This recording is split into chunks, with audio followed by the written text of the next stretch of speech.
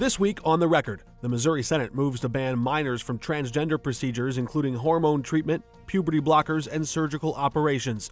Senator Holly Thompson-Rehder explains why. Plus, St. Louis Mayor Tashara Jones nears the halfway point of her first term in office and says she wants 4 more years. We examine her record and press her for her plan. And Senator Bill Eigel is running for governor. The Missouri Republican lays out his vision for the Show Me State. It's all coming up right now. Welcome to The Record. I'm Mark Maxwell. The Missouri Senate just moments ago adopted a bill to ban transgender transition procedures for all minors in the Show Me State, those 18 and under. That proposal threatens to strip doctors of their license or perhaps open them up to lawsuits if they engage in treating teens with those hormone therapy medications, puberty blockers, or surgical procedures. Republican State Senator Holly Thompson-Rehder wrote portions of these proposals, which now head to the House, and Senator Thompson-Rehder is now on the record. Thank you for joining us. Thank you for having me. And my bill is actually the Save Women's Sports Act. So I was the co-sponsor of the SAFE Act, which is the transgender preventing children under 18 from being having the procedures. The bill that I sponsored and ushered through was the Save Women's Sports Act, which was only allowing you to play in the sport of your biological birth. And I appreciate you raising that. We'll get to both of those. I saw you were a co-sponsor on both pieces of legislation, including Yes. the SAFE Act, which the acronym there is the Save Adolescents from Experimentation Act. Experiment? Right. Wouldn't an experiment be something where we don't know the outcome? It would. And you know, we had several previous transgender people come and testify, and that had in their adolescent years and their preteen years and teenage years had felt as though they were of the other sex, got surgeries and were also on the hormones, and then later decided that that wasn't how they felt. And but the damage was already done, and so the opportunity for them to transition back was certainly not as easy. Yeah, the American Medical Association and some of the medical groups that publish studies on this, they will say that puberty blockers, often the word irreversible or permanent comes up in this debate, and puberty blockers are reversible. Those are not permanent. But once you go beyond that step in the treatment process, you do start to wade into the waters where there's a level of permanence in those procedures. But the language in that bill, the SAFE Act, it lists very specific procedures and their commonly accepted outcomes. Is it fair to call that an experiment if we know the outcome? I think it is, simply because the outcome is not the same every time. And so it hasn't been done enough that it's consistent. And just like with these women, the information that they were given as preteens, as teenagers, were that the hormones were reversible, but then they weren't. And then when they went into the surgeries, that was exactly how they were feeling, but they really still had that child's mind. And so they weren't able to make that decision once they became an adult. They felt very differently. And so when it comes to children, we do feel that this is just experimental. How many people in Missouri would this bill impact? I am not sure. We'll get to that in a minute, because I think on the sports side, there were some people who testified and said there were only maybe 5 examples in the whole state. On the sports side, they did say there were 5 in the state. You can't really just walk into a drugstore, though, and buy puberty blockers over the counter. So what's your understanding of how this treatment plan begins at a doctor's office? So the way that it begins is a parent were to take their child and say they're having gender dysphoria. They start therapy, and then a lot of times they will, if they are in the stages of beginning puberty or close to that, they will start the puberty blocker. And once the parent has made that full decision to go through with it, go over to the other sex, then that's when they would stop the puberty blocker and start the hormone therapy. So I think there's a question there of, if a doctor prescribes a plan of care and a parent consents to it, why would the state step in and ban it? because of it being experimental on children. And it's more when it comes to that child, the child is really driving the care, saying this is how I feel. But we've seen examples of grown-ups now saying that when they were children, that is how they felt, but their brain was not fully developed. They didn't have the full understanding, and once they became an adult, they realized that's not how I felt. There is a concept of a lot of this discussion still being newer.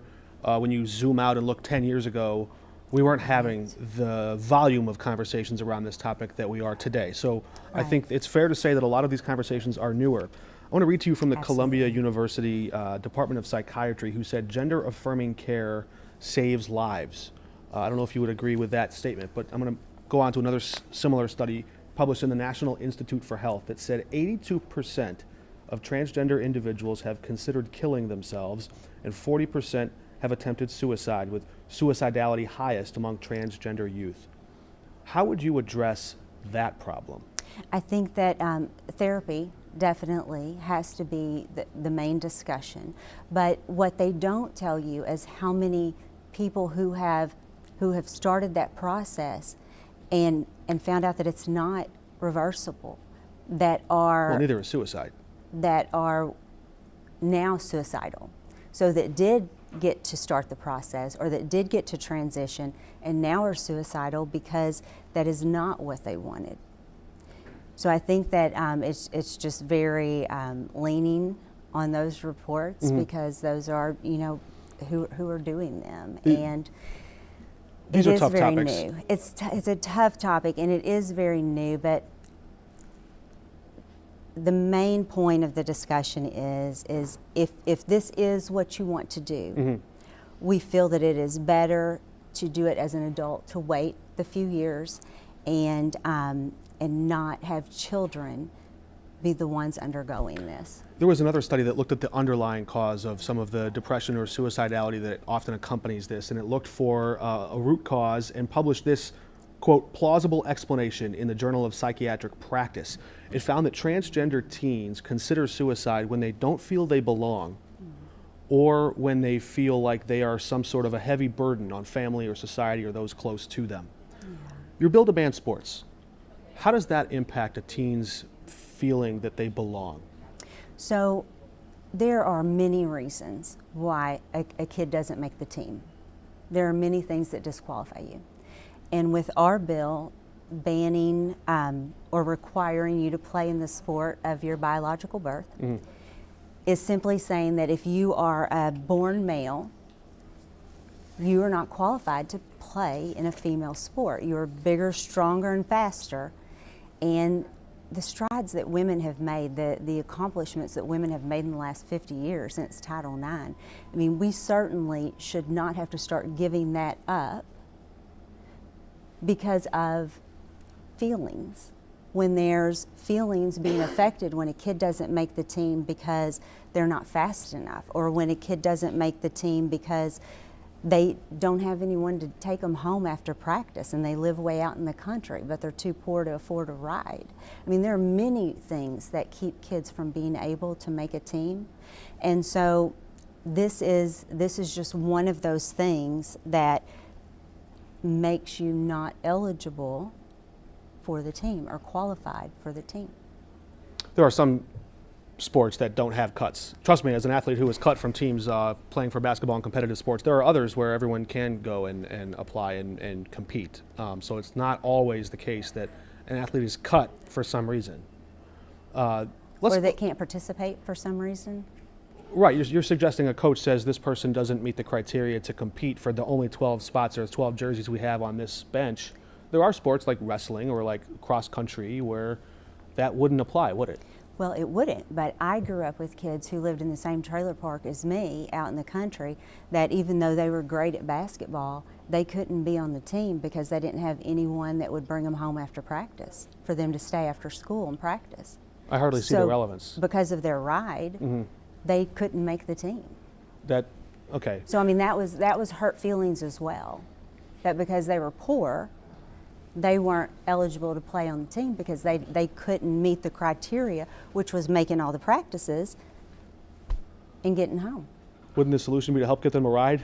It Not would to tell be, them to stay home? It would be, but that's not what the solution is. I mean, I want to talk about the choice the legislature made here, because there's always a number of choices. It's not always just yes or no. The that's legislature absolutely true. is sometimes described as a blunt instrument. I don't know if you would agree with that, but It is, and that's because of the nature of laws and policy.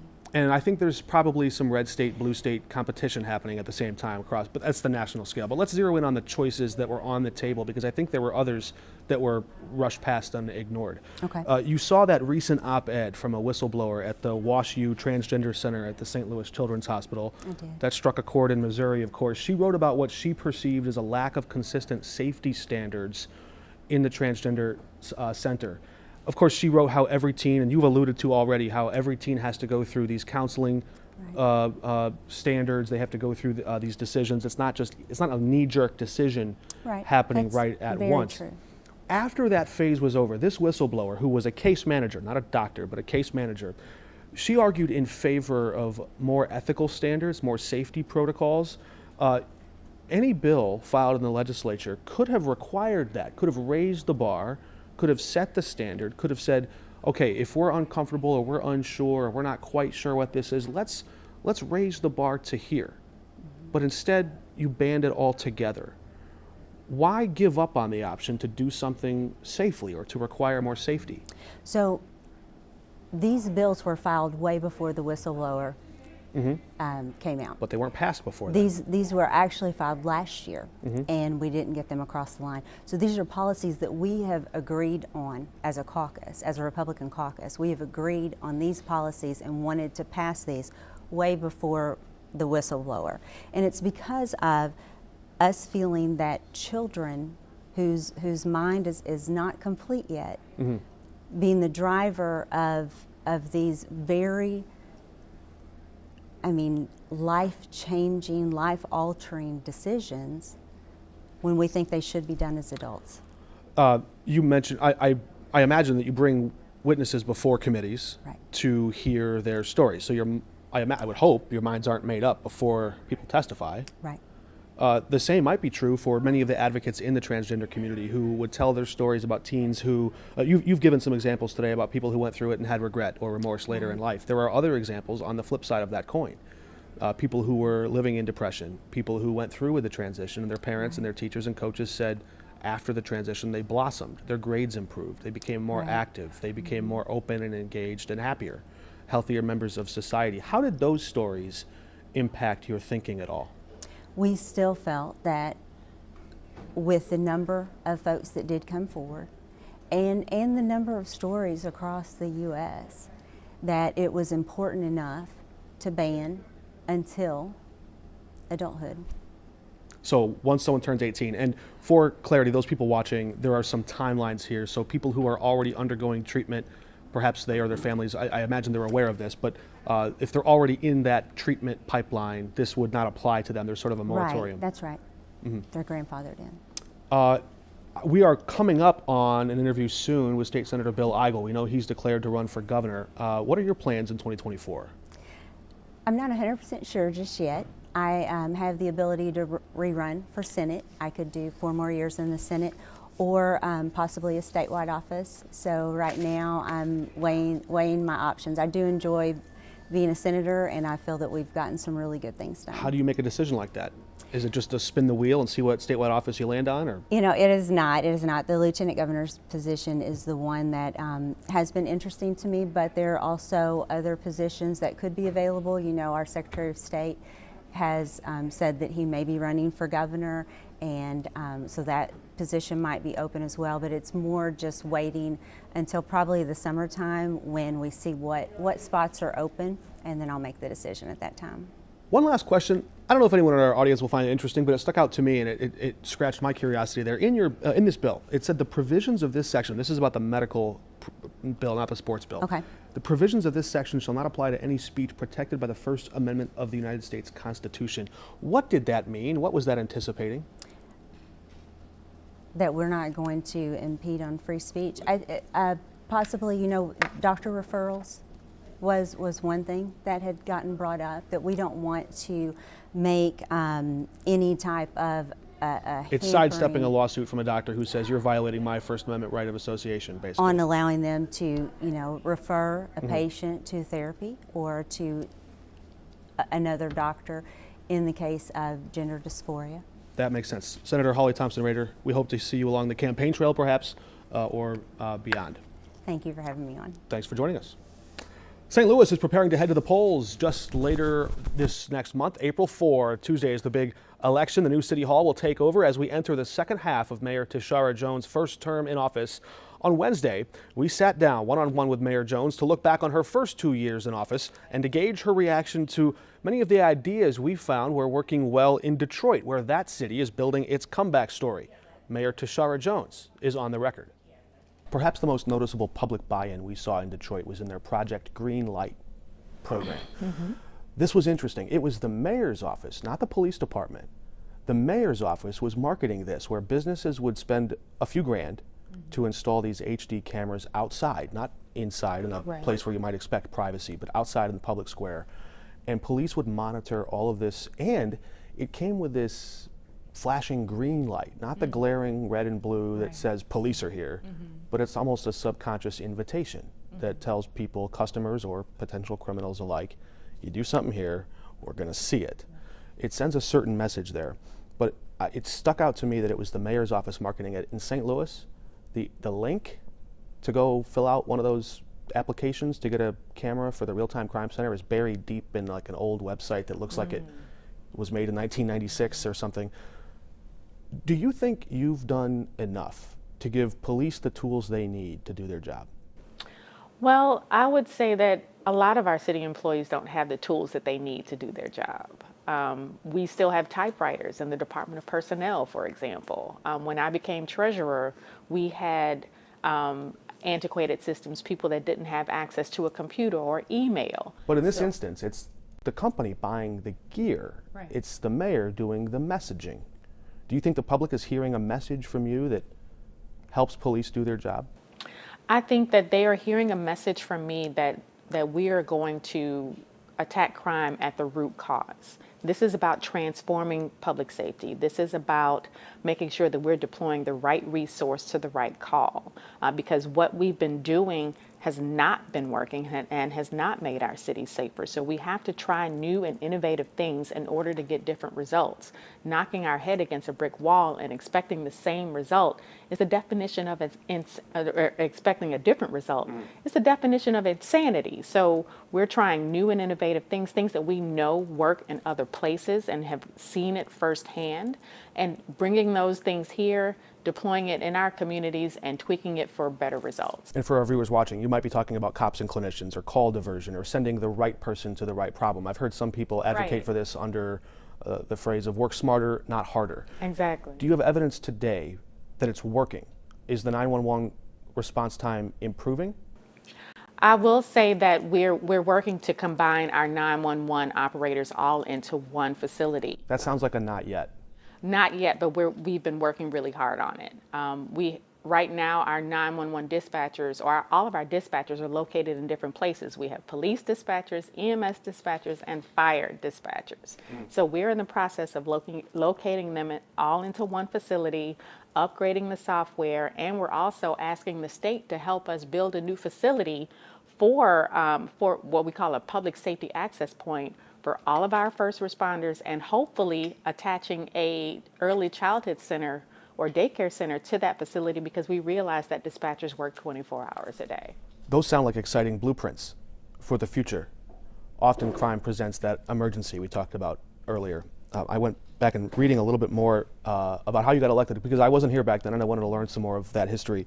The St. Louis American published what amounts to an endorsement of your campaign for mayor, and that article said that St. Louis is one of the most dangerous places in the world for Black Americans. They used pretty stark language after that, warning against backing candidates who were aloof, in their words, about, quote, war zone levels of violence. And they took a shot at your then opponent, Kara Spencer, saying, we often hear from several Kara Spencer supporters that St. Louis isn't really dangerous, or is just a perception about the way crime rates are tabulated.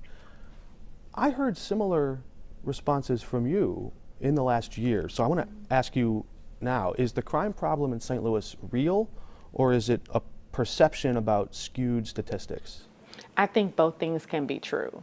We definitely have to address crime as it occurs in our communities, because one life lost to gun violence is one too many.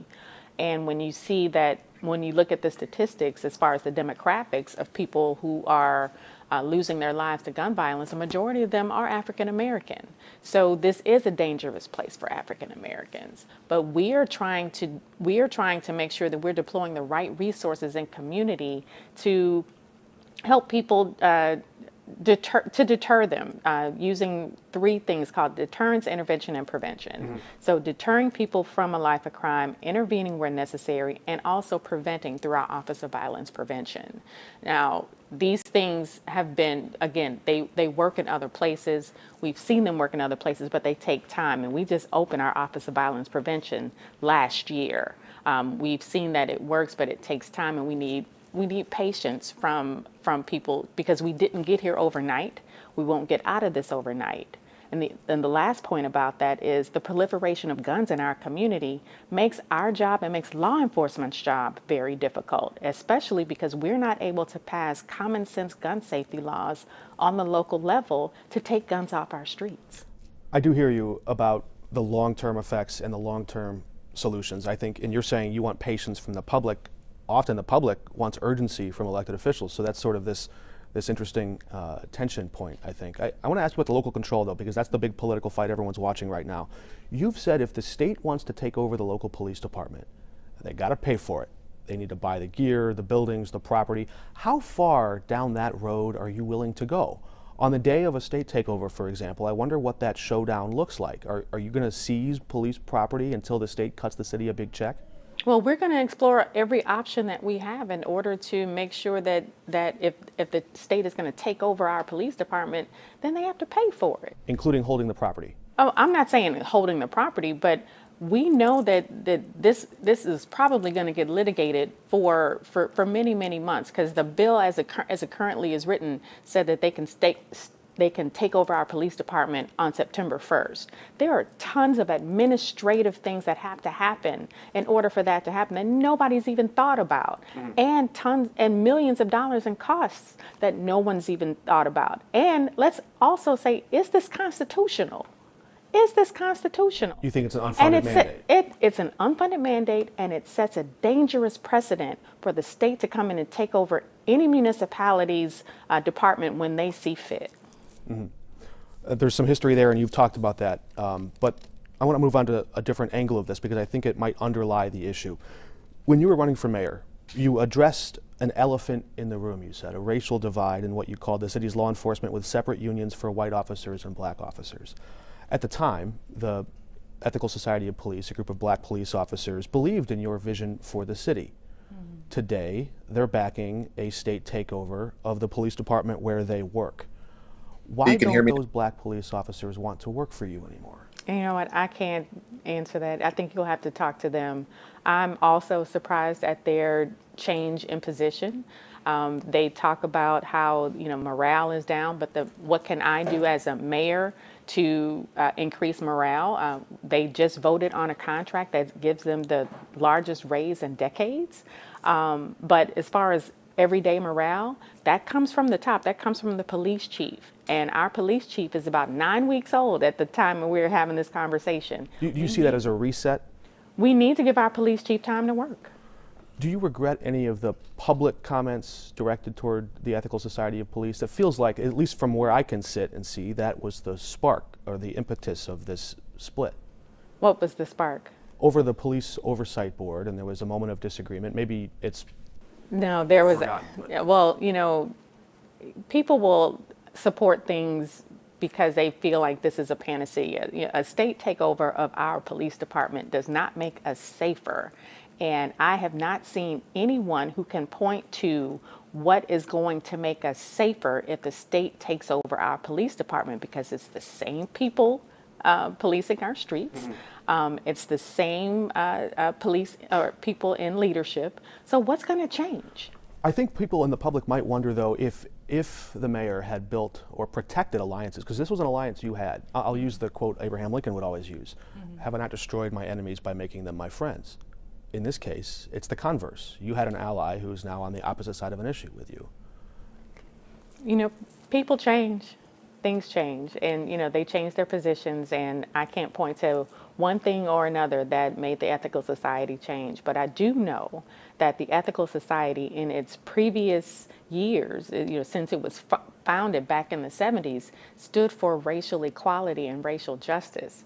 And a state takeover of our police department by outstate white Republicans, I might add, is not about racial justice or racial equality. Are you suggesting they've lost their way? They have absolutely lost their way.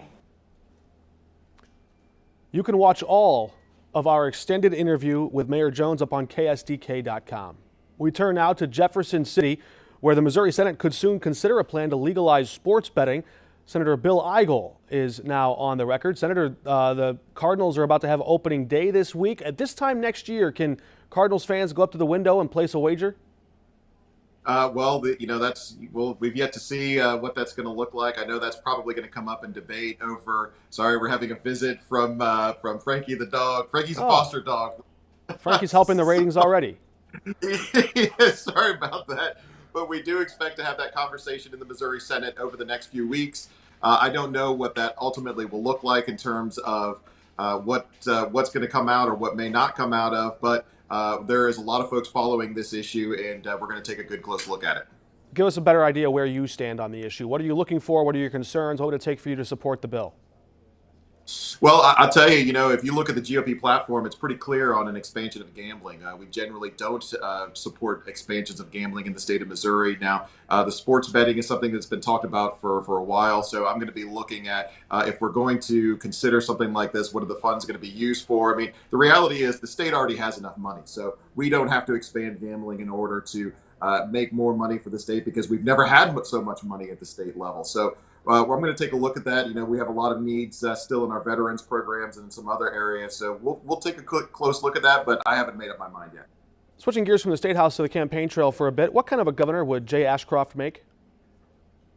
Well, I tell you what, if his record is any indication, I think I would have a lot of concerns. And if I thought he would be a great governor, I probably wouldn't be considering running from governor myself. And, Jay is a guy that he's a nice guy. He's a Christian man. But the reality is I think he's made a lot of errors in his time as Secretary of State. Here's a guy that has called for the sale of Missouri farmland to foreign entities. In fact, specifically, he's endorsed a plan that would allow 135,000 acres of Missouri farmland to be sold overseas to foreign entities. And I think it's a bad idea to let other countries control your food supply. He's also the guy that was in charge of our elections. And when he was entrusted by the state code and the people of the state to reject certain measures from the ballot before they got in front of the voters, for example, Amendment 3, which was a violation of the single subject clause of the Constitution. The Clean Missouri initiatives were a violation. Jay should have acted. He didn't do that. And now we have some things in our Constitution that were put forth by very dishonest out-of-state special interests that wanted to lie to the people of Missouri to get into our Constitution. So I think that what we need in this state is a leader that is going to be bold and courageous about implementing policies in this state that are going to put us on par with the Floridas and Texas of the world. Don't get me wrong. I love those states and they're doing great things, but I'm tired of turning on my TV at night and hearing about Ron DeSantis and all the things that he's doing down there in Florida that we're not doing here in the state of Missouri. We elect more Republicans to our state legislature than all of those states that are doing better us right now. And the reason is because we have a status quo in this state that's preventing real conservative reforms from moving forward. And, Jay Ashcroft and Mike Kehoe, they are that status quo. So I think we need a different path. Just to put a pin on that for our audience who might be listening and wondering about Amendment 3, it sounds like what you just said, correct me if I'm wrong, is that if you were Secretary of State, you would have taken action to block Amendment 3, even though the will of the voters was to legalize marijuana in Missouri. Is that right?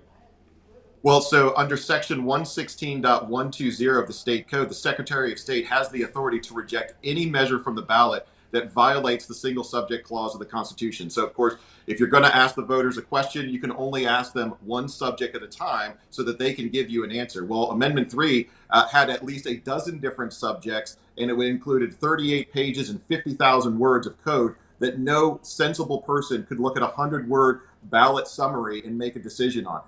The Supreme Court has ruled that the Secretary of State can and should reject those from the ballot back in the early 1990s, and that was upheld by the Attorney General. And yet, when it came time to do so, Jay Ashcroft did nothing, and it got onto the ballot. And I think a lot of folks are now looking at those kind of decisions and those failures to act as a reason why, I don't know if Jay deserves a promotion, but that is precisely why I'm putting together a campaign, because I think we deserve a lot better than that. And how did you vote? And would you legalize marijuana if it wasn't in the Constitution? Would you do it through statute? So I haven't been a fan of expanding the role of drugs, and the reason is if you look at the legalized drugs that we have in this state right now, whether it's alcohol, whether it's tobacco, we don't do a good job keeping those drugs out of the hands of underage folks. Now, Amendment 3 did have a provision in there where it said you couldn't get those, those under 18 couldn't take part in that, but we don't have good protections for alcohol and tobacco, keeping those out of the hands of kids. So until we see those, I wanted to see a lot more progress there before we expanded further. So I was a no when I went into the ballot box. We're going to continue to work under the purviews of what our Constitution says at this point. So we're going to do what we can to try to keep people safe. But this would have been a much more straightforward conversation if Jay Ashcroft had done his job. All right, you just said a minute ago that you want to emulate Florida. Red flag laws might have taken the AR-15 and 600 rounds of ammo out of the hands of the St. Louis school shooter. But you have a bill that would effectively put that gun back in his hands if it banned red flag laws. My question is this: if red flag laws are good enough for Ron DeSantis in Florida, and they're good enough for Mike Pence in Indiana, why aren't they good enough for Bill Eigel in Missouri?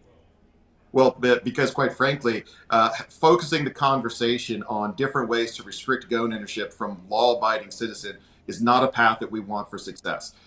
Missouri has a pretty long history in its defense of the Second Amendment. In fact, we've been leading the country. This is an area we have been leading the country on how we're going to defend people's rights. We passed the Second Amendment Preservation Act, and rolling that back and eating around the edges of those protections by opening the door for the establishment government to come in and seize firearms outside the normal process through these red flag databases and red flag laws. I think that's a distraction for the things that are causing crime, whether it's in the city of St. Louis or around the state, and gets us away from taking action that we need to take in order to make sure that we're not only going to not see crime in those areas, we're going to continue to see economic opportunity grow in those areas.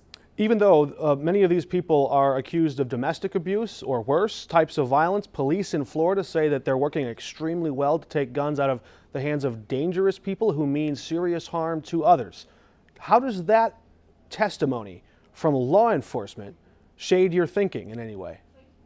Well, I think I've seen a lot of testimony from individuals that have exercised their Second Amendment rights to be protected in scenarios where the police were unable to respond fast enough. So I'm going to side on this. I'm going to fall on the side of folks that want to be able to legally carry firearms, and that's what we're seeing here when we talk about these protections. Now, there has been a tremendous move by the folks in the city of St. Louis to say that the problem is not their terrible economic and security policies down there, that it actually has something to do with law-abiding citizens. I mean, and many of these policies that we see come out, whether it's red flag laws or restrictions on the Second Amendment or gun-free zones, simply don't work. And so I don't want the conversation to shift away from policies that actually will reduce crime, whether it's not defunding our police, whether it's taking measures to empower our police officers and our criminal court system to put criminals in jail, versus going down this path that thinking that somehow guns themselves are the problem and the humans behind them are somehow not responsible. And in just the last minute we have left here before we let you go, I want to end the program where we began it with Senator Holly Thompson-Rehder here. Why was this transgender restriction for minors such a priority now? If you talked about the GOP caucus agenda and priorities earlier, why was this so high on the list? Because our mission, I've always defined the role of government to protect the rights of its citizens, and that among these rights, we should be protecting the most vulnerable of our citizens. Here's the reality when it comes to these transgender procedures for kids. It's not a medical procedure. It is, in fact, a mutilation and a barbaric procedure that's being inflicted upon children that we should be ashamed of, that we have in our society.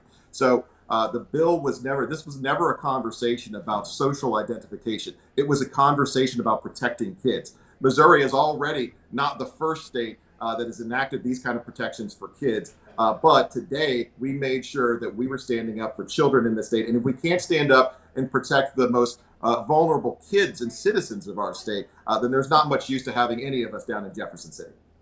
All right, we're going to have to leave it there. We're running out of time. Senator Eigel running for governor in 2024. I imagine we will hear and see a lot more of you throughout the next year and a half or so. Great. Thanks so much. Have a great afternoon. Thanks for joining us. And next week on The Record, we will have a lot more of the local candidates running in ward races for the Board of Aldermen, that election on April 4th. Our last program to hear from those candidates is next Thursday. We'll see you then, and until then, we're off the record.